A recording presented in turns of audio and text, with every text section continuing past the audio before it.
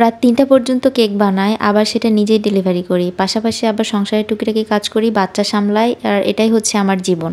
তো সেদিন আমার বেশ কয়েকটা কেকের অর্ডার ছিল। এর মাঝখানে আমি হচ্ছে এই ২ টা কেক যে লোকেশনে ডেলিভারি ছিল, সেই লোকেশনে আমার হচ্ছে একটু কাজ ছিল।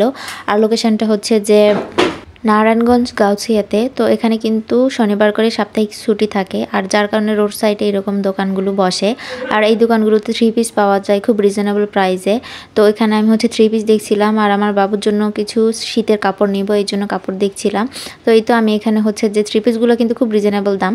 তো হলো দেখছিলাম, আর এগুলো হচ্ছে 700 কি 600 করে এরকম হয়তো বা দাম চেয়েছিল। আর এই যে সোয়েটার দেখছিলাম আমার বাবুর জন্য, দুইটা হচ্ছে সোয়েটার নিলাম, আর এটার হচ্ছে দাম 200 করে।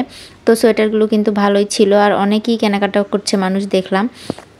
এখানে সকলেরই কাপড় পাওয়া যায়, সোয়েটার থেকে শুরু করে সব কিছু, 3 পিস, শাড়ি, চুড়ি সবই পাওয়া যায় রিজনেবল প্রাইসের মধ্যে। তবে ওনারা খুব বেশি দাম চায় না, কিন্তু যে দাম চায় সেরকমই রাখে, খুব একটা কমায় রাখে না, কারণ ওনারা বলে যে এটা ওনাদের পাইকারি রেট। তো এর মাঝখান থেকে আমার 2টা ড্রেস খুব পছন্দ হয়েছিল। এই একটা ড্রেস খুব পছন্দ হয়েছিল, আর হচ্ছে যে এটার দাম চেয়েছিল 2 পিসের দাম চেয়েছিল মেবি 400 টাকা কি 450 টাকা। আর এই একটা ছিল 3 পিস, এই ড্রেসটা পছন্দ হয়েছিল, এটার দাম চেয়েছিল হচ্ছে যে 800 টাকা। এটার সাথে ওড়না আছে, এগুলো হচ্ছে শিপন জর্জেট টাইপের কাপড়, কিন্তু কালারটা ছিল অনেক সুন্দর, স্কাই টাইপের একটা কালার।